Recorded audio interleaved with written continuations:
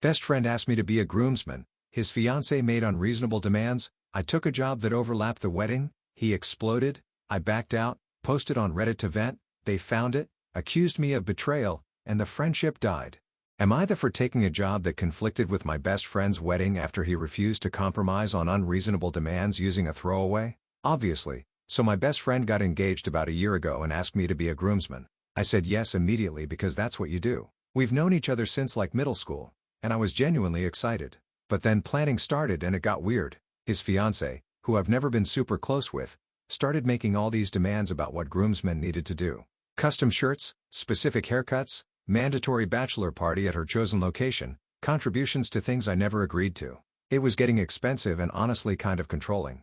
I mentioned to my friend that some of the stuff seemed excessive. Like, I get wanting your wedding to look nice, but requiring specific haircuts felt over the line. He just said, "It's not that big of a deal. Come on," and shut down that conversation. That's when I kinda started pulling back emotionally from the whole thing. Fast forward to about 3 months before the wedding, and I got a new job offer that required me to relocate for like 2 weeks of training right before the wedding. I told him immediately and said I tried to reschedule it or work something out. He lost it. Started saying I was abandoning him and that real friends would just turn down the job.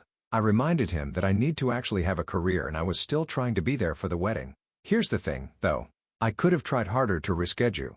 I didn't really push back with my new employer because honestly, I was kind of over the whole wedding stress at this point. I think subconsciously I wanted an out.